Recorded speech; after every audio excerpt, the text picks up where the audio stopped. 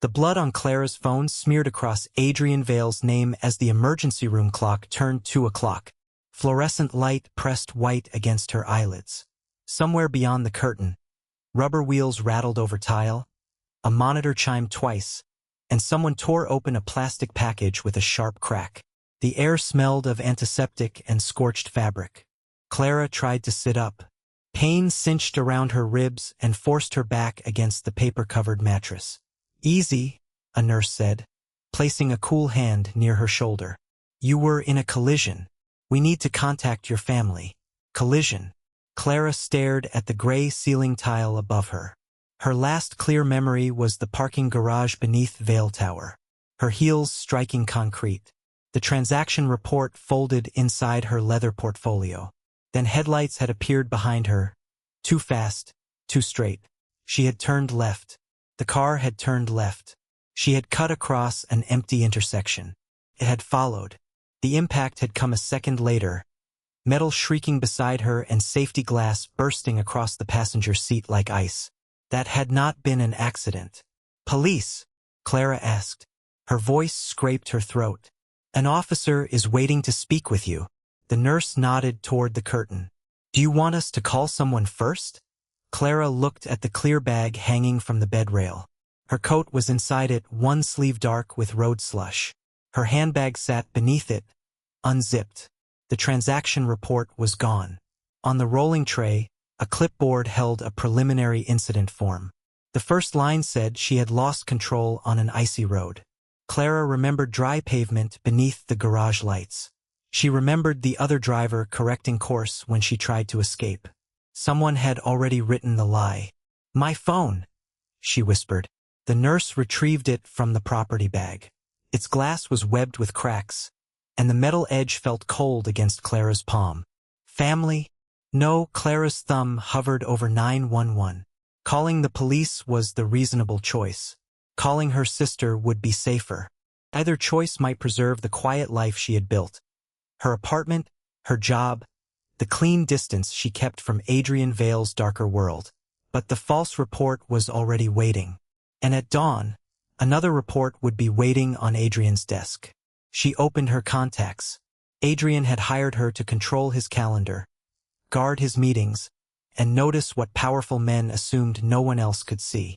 He never called after midnight unless the city was about to change. She had never called him at all. The nurse drew the curtain closed, muting the officer's low voice outside. Clara pressed the phone to her ear. One ring. A click. "Clara?" Adrian answered without sleep in his voice. Hearing her name nearly broke the breath she had left. She gripped the blanket until its rough cotton bit into her knuckles. Footsteps stopped beyond the curtain.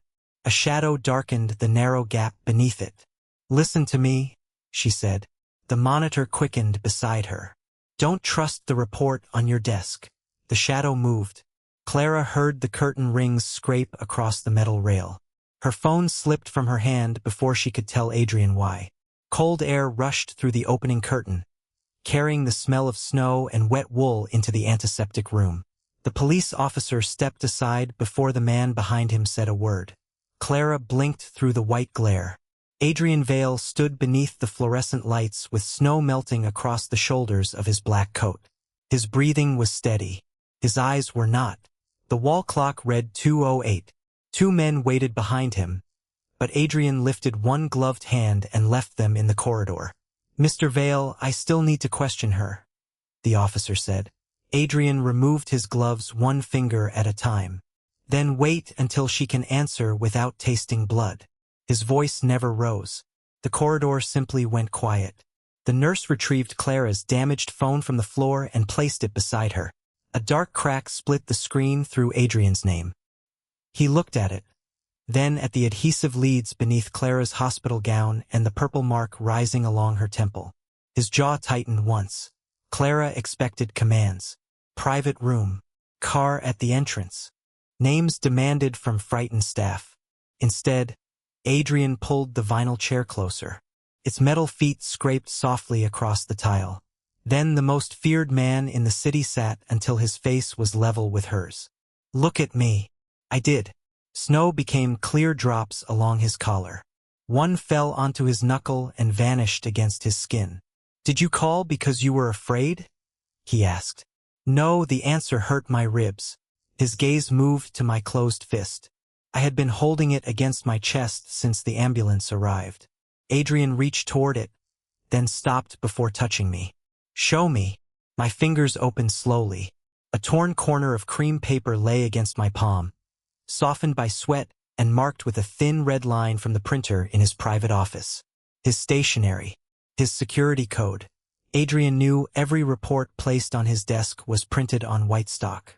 This page had been made to resemble an internal authorization, but the paper belonged to invitations used for meetings no secretary was meant to attend. I had ripped off the corner before the collision and hidden it under my watch. "The report didn't come through me," I whispered. "But it carries my approval mark." Adrian leaned closer. The monitor filled the silence with precise electronic beats. "Someone wanted you to read it before dawn." His eyes stayed on the paper. "And they knew I'd notice." The realization settled between us, colder than the snow on his coat. I had not protected a document. I had protected the one detail proving someone inside his walls could imitate my work and reach his desk. Adrian closed my fingers around the paper again. "Not possessive. Careful. You could have called the police. The report names their source. Your family? They would have become leverage." For 1 second, something unguarded crossed his face. Then he turned toward the waiting officer. "No one questions her without her consent." The officer stiffened. "You don't control this hospital." Adrian looked back at me rather than answering him. "No," he said quietly. "Clara does." The balance in the room shifted. For the first time, his power had been placed in my hands. Then Adrian lowered his voice until only I could hear. "Tell me what you need before you tell me what's on that page." The fluorescent light above the bed hummed as a gurney rattled past the curtain, its wheels clicking over seams in the tile. Antiseptic stung the back of my throat. Beyond the glass doors, snow blurred the parking lot into a sheet of white. I tightened my fingers around the torn paper beneath the blanket. "I need a female doctor." Adrian's gaze remained level with mine. "You have one. Not one chosen by your people. The hospital assigns her, and she stays in this room." One of the men outside shifted. Leather creaked. Adrian did not look away from me. "Anything else?" I swallowed against the metallic taste in my mouth. Asking for medical privacy was easy. The next condition could cost me far more than my job. "No one gets hurt." Silence pressed against the curtain. Even the police officer stopped turning the pages on his clipboard. Adrian's expression did not change, but a drop of melted snow traveled from his collar onto the black wool of his coat. "Define no one." "The driver, the officer, the staff, whoever forged that report." My pulse tapped beneath the hospital band. "You don't punish anyone because of what happened to me. Not tonight. Not before we know the truth." A man accustomed to obedience was kneeling beside my bed while his secretary told him where his power ended. I expected his voice to harden. Instead, he rose slowly and stepped toward the curtain. "Bring the car around," he told the man waiting outside. "We're moving her." No, the word came out raw, but it stopped him. Adrian turned. I pushed the blanket aside and set one bare foot on the freezing floor. Pain flashed through my ribs, bright enough to whiten the edges of the room. I held the bed rail until the stainless steel stopped trembling beneath my palm. "I'm not leaving this hospital until you agree. Clara, you can barely stand. Then I'll refuse from here." The emergency room nurse entered with my damaged phone sealed in a clear plastic bag. Her eyes moved from Adrian to my bare foot, then to the dark silhouettes beyond the curtain. "The doctor is on her way," she said. "Hospital staff only?" I asked. "Hospital staff only." Adrian studied me for a long second. The monitor marked each beat with a clean electronic chirp. Then he opened the curtain himself. "My men leave this floor," he said. No one moved. His voice stayed quiet. "Now." Shoes crossed the tile. The shadows disappeared one by one. He faced the police officer next. "She decides if and when she answers questions. You will wait outside." Mr. Vale. That is her condition, not my command. The distinction silenced him. When the officer stepped away, Adrian returned to the bed and held out his hand. Not to claim mine, but to help me lift my foot from the floor. I accepted it. His palm was cold from the snow. You have the doctor, he said. And my word. No one is harmed unless Clara authorizes action after she knows the facts. I'll never authorize revenge. Then there will be none. He said it where the nurse could hear, where the officer could hear, where his own men, waiting beyond the doors, could hear. I sat back against the pillow, breath unsteady. For years, Adrian Vale's promises had moved money, judges, and frightened men. This one had been demanded by an employee in a hospital gown, and he had given it publicly.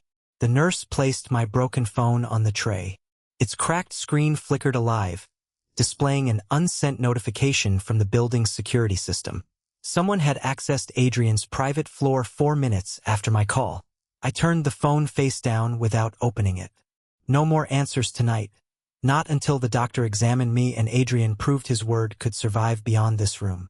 Now, I whispered, pressing the torn paper into his open hand. We find out whether the person behind this already knows you came for me. Cold air slipped through the opening curtain, carrying the sharp smell of antiseptic and melting snow. A printer clicked at the nurse's station, then stopped. The nurse returned with a clipboard held tightly against her chest. There's a problem with your chart. I looked at the page she placed beside my broken phone. The intake note no longer mentioned another vehicle. My statement about being followed had vanished. In its place sat 3 clean words: loss of control. Even the time of admission was wrong. Adrian read the page without touching it. His face stayed still, but the torn cream paper crackled inside his fist. Who changed it? I asked. The edit came through an administrative login, the nurse said. That's all I can see. She checked the hallway before lowering her voice. And the woman approaching earlier wasn't your assigned physician. Your actual doctor is on her way now. Hospital staff only. I verified her badge myself. A metal cart squealed beyond the curtain. Adrian stepped aside rather than toward the door, keeping the promise he had made. No orders. No retaliation. The police officer appeared instead, one hand resting on his belt. If records are being altered, I need her statement now. Clara decides whether she speaks, Adrian said. And when? You don't have legal standing here. Not yet. The nurse opened the plastic property bag returned with my chart. My wallet lay unfastened. The lining of my handbag had been cut near the inner pocket, and the charger cable I always wrapped around a silver pen was loose. Someone had searched every harmless thing I owned, looking for something they had failed to find in the wreck. The officer reached for the bag. I pulled it against my ribs. Pain flashed hot beneath the bandage, but I did not release it. No one touches this without my permission. Adrian watched me, then took out his phone. Prepare the hospital protection declaration under my full name, he told the person who answered. Clara is to be registered as under my personal protection. No aliases. No intermediaries. The officer's jaw tightened. That makes her look connected to you. She is connected to me. Silence pressed against the curtain. Even the printer outside seemed too loud when it started again. I understood the price before Adrian ended the call. For years, his safety had depended on never revealing what mattered. Now every compromised terminal, every paid clerk, and whoever had searched my belongings would see his name beside mine. Not secretary, not employee, protected person. A weakness acknowledged in ink. The officer glanced at me. Do you understand what he just did? Yes. Adrian signed the form on the rolling tray. The pen scratched once, hard enough to tear the bottom copy. Send it through every department, he said. Make certain no one can quietly move her. The nurse carried the document away. Seconds later, my damaged phone vibrated against the steel tray. The security access notification disappeared before my eyes. Remote deletion. Whoever controlled Adrian's private floor had just erased the trail, and now knew exactly which name he had placed between me and the dark. Adrian turned toward the hospital doors. They wanted you invisible, he said. Snowmelt slid from his coat onto the pale tile. I just made that impossible. The fluorescent light above the bed flickered twice, and the ventilation system breathed out air that smelled of antiseptic and overheated dust. My damaged phone lay dark on the steel tray. Then a memory surfaced, not another clue, but something I had already done. 3 weeks earlier, while preparing Adrian's transaction calendar, I had created a recovery copy inside the office scheduling system. It was routine, invisible, designed to survive an accidental deletion. I reached for the tray, and pain tightened beneath my bandages. There's another copy. Adrian turned from the hospital doors. Snow had melted into dark stains across his shoulders. Where? The office system. I embedded it in a recurring conference room schedule. His gaze narrowed. Can it be opened remotely? Not anymore. The deletion alert means they've probably locked out my credentials. I pushed the blanket aside. The tile chilled my bare feet before the nurse caught my elbow. You're not cleared to stand. Then find me shoes. Adrian crossed the room in 2 silent steps, but he stopped short of touching me. He had promised that my choices would remain mine. Now I made one he clearly hated. I'm going back to the tower. The cardiac monitor kept its measured rhythm. Beep, beep, beep. No, he said. They searched my bag and erased the notification because they think the evidence is on something I carry. If I return, they'll watch me. They'll try to recover whatever they believe I kept. That makes you bait. It makes me the only person who knows where to click. The police officer appeared beyond the curtain, notebook in hand. If you have evidence, Miss Clara, we can secure the building. The moment uniformed officers enter, whoever controls that floor will wipe the system. I looked at Adrian. I need them to believe I came back alone, frightened, and ready to resign. His jaw shifted once. Your position will be gone whether this works or not. Every rival I have will know why you matter. My position was gone when someone used my approval mark. I pulled the hospital bracelet against my wrist until the plastic edge bit into my skin. What I'm choosing now is whether they get to use my name twice.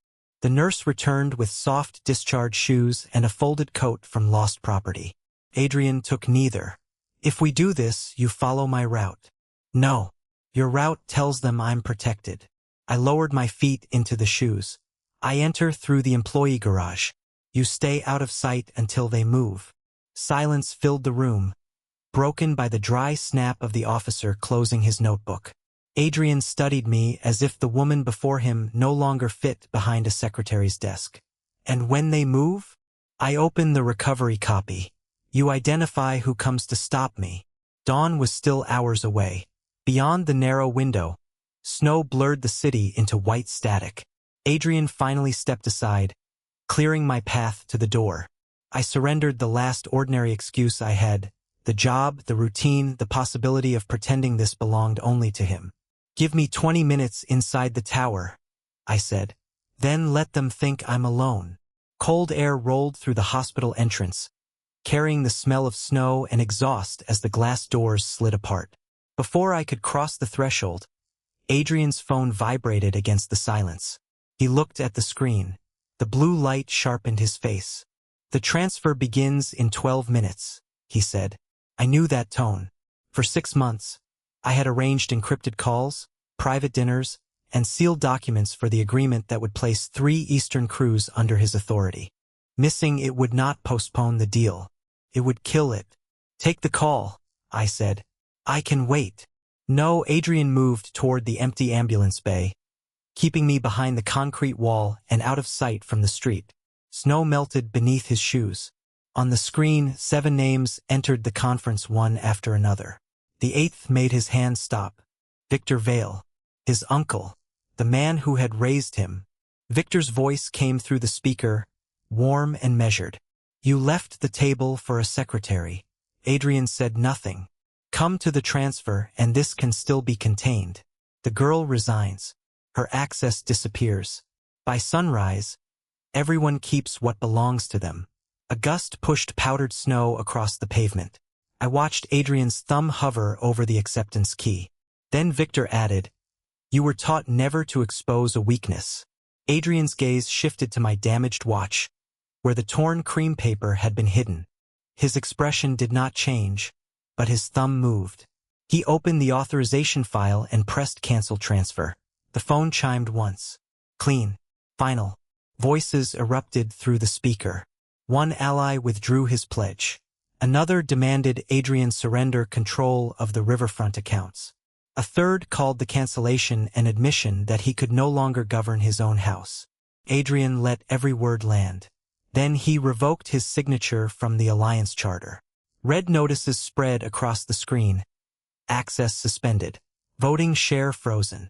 Territorial authority reassigned. In less than a minute, he lost the agreement, the room, and a third of the machine he had spent years controlling. Victor's voice hardened. You would tear apart your inheritance for her? No, Adrian said. You tore it apart when you put her in that car's path. The call went silent.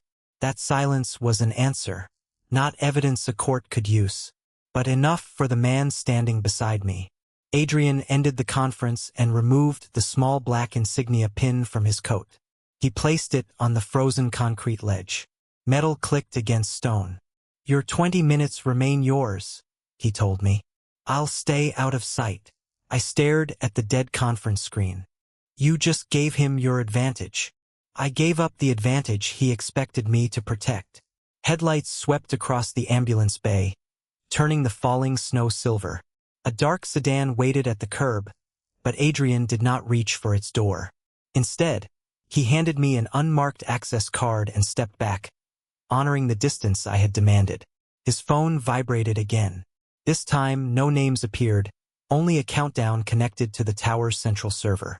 19 minutes. 58 seconds. Someone had started wiping the system before I had even left the hospital. Adrian looked toward the white blur of the city. Victor knows you're coming. I closed my fingers around the card. The plastic edge pressed into my palm. Then he'll be watching the wrong entrance.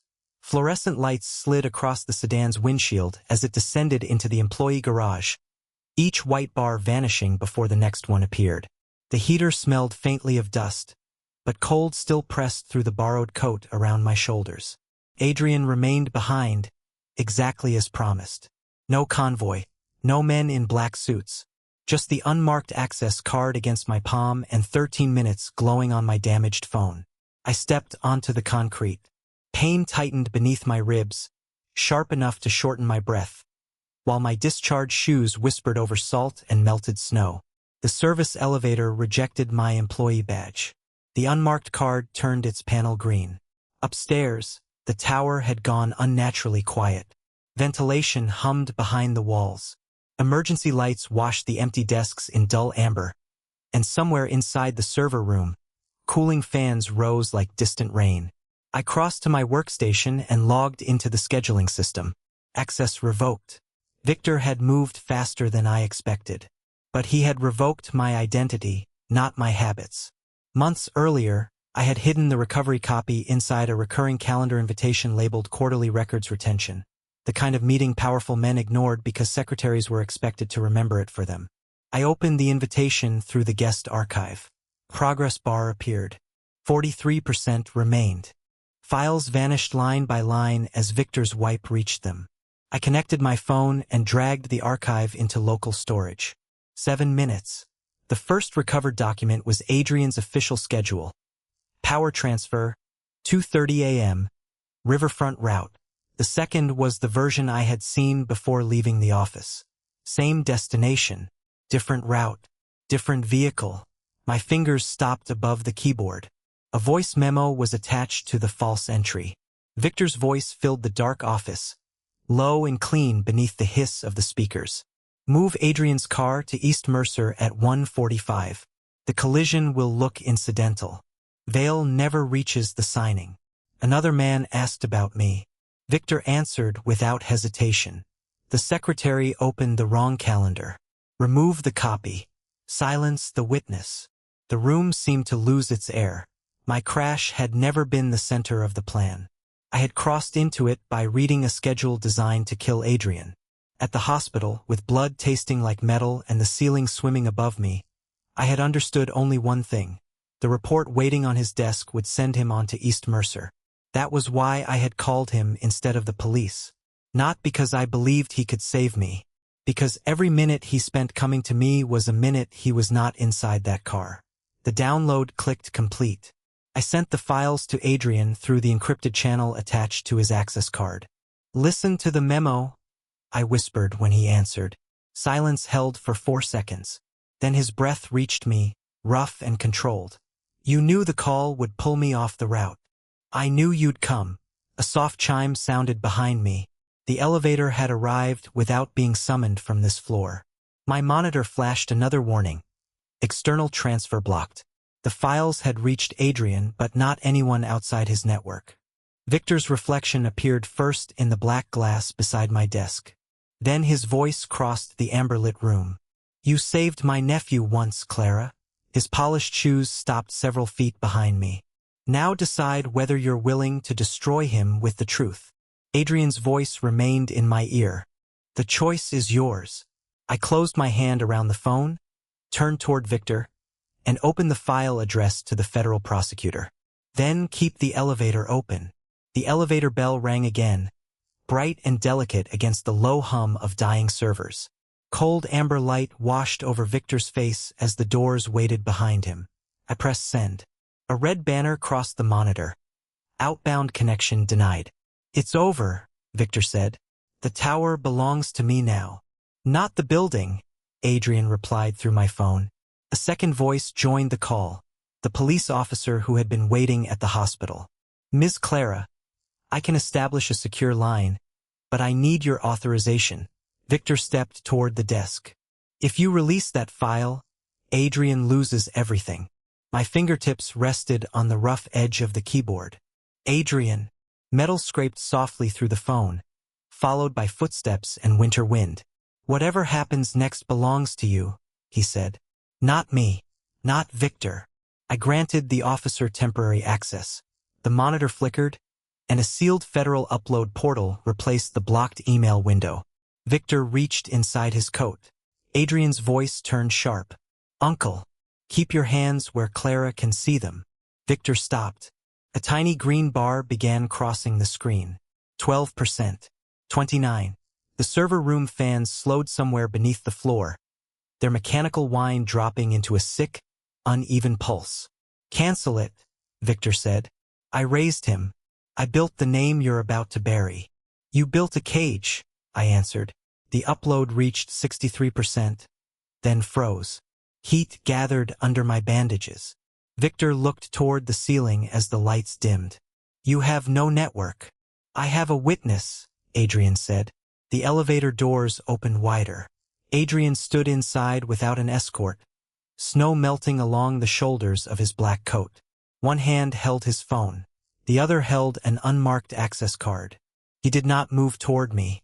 He crossed to the wall terminal instead and inserted the card, giving the federal portal access to the tower's private emergency line. The last channel his organization could not erase without shutting down its entire financial network. "That line carries every account we still control," Victor warned. "Once federal agents trace it, there will be nothing left." Adrian entered his master code. "Then there will be nothing left." The progress bar moved. 78. 91. Victor's voice dropped. "Take her downstairs. Lock her somewhere safe until she understands." Adrian looked at me, not at him. "Clara decides where she goes." I pressed the final authorization. The monitor chimed. "File received." The sound was small. Final. Within seconds, account locks flooded the screen. Properties frozen. Transfers suspended. Voting proxies revoked. Adrian's empire did not collapse with gunfire. It vanished in quiet red lines. The elevator rose again, carrying the officer and 2 federal agents Clara had authorized to enter. Adrian stepped between them and Victor only long enough to place Victor's recorded confession on the desk. "This is Victor Vale," he said, using his uncle's full name.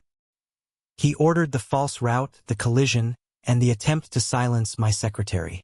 I am surrendering him." Victor stared at the man he had raised. "And yourself." Adrian removed his signet ring and set it beside the phone. Everything the evidence can prove. Cold air spilled from the open elevator as the agents took Victor into custody. No one touched me. No one ordered me away. Adrian remained beside the darkened terminal while notification after notification stripped his name from the city.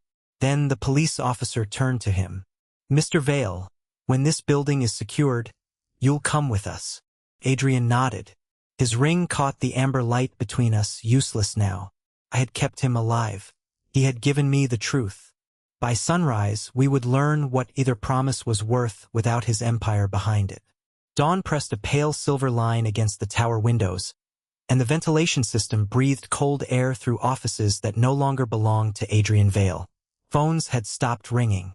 The marble beneath my borrowed hospital shoes felt hard and icy, while antiseptic still clung to the coat the nurse had given me. Across the room, the police officer waited beside the elevator. "It's time." Adrian reached for his signet ring, then stopped before touching it. He looked at me instead. No guards, no orders, just a man preparing to walk into whatever remained of his life. "There's something I need to correct," he said. His voice sounded strange without an entire city rushing to obey it. He crossed to the desk and turned the ring toward me, its black stone catching the first clean light of morning. "When you called, I thought you needed me to save you." My ribs tightened beneath the hospital bandages as I stood. The room tilted for half a second. Adrian moved instinctively, but I raised one hand, and he let me steady myself against the desk. That restraint told me more than any promise could. "I did need you," I said. "I needed you to listen." His eyes lowered to the bruised hospital bracelet around my wrist. At 2 a.m, I had been his secretary, injured, disposable, easy to erase. Minutes later, he had arrived expecting to command the danger into submission. Instead, he had sat beside my bed. He had accepted my conditions. And every choice after that had carried him farther from the man Victor raised him to be. Adrian picked up the ring. For years, it had opened locked rooms and ended arguments before they began. Now he held it over the steel evidence box. "I came because I believed everything under my protection belonged to me." The ring struck the bottom with a small metallic click. "I stayed because you taught me that protecting someone means allowing them to belong to themselves." The officer glanced toward the elevator but did not interrupt. I removed my employee badge. The plastic edge was cracked from the collision, and my photograph had been scratched across one eye. I placed it beside the ring. I would lose my job, my anonymity, perhaps months of my life to hearings and testimony. But those were no longer things being taken from me. They were prices I had chosen. "Then let me correct something too," I said. "You didn't arrive as my boss." Adrian's jaw tightened. "What was I?" I stepped closer and fastened the top button of his coat, covering the empty place where his insignia had been. "The man I knew would come when everyone else might ask whether I was worth the trouble." The elevator doors opened with a muted chime. Adrian offered me no command, no bargain, no demand that I wait. He simply held out his hand, palm upward. A question. I took it and walked with him into the amber light.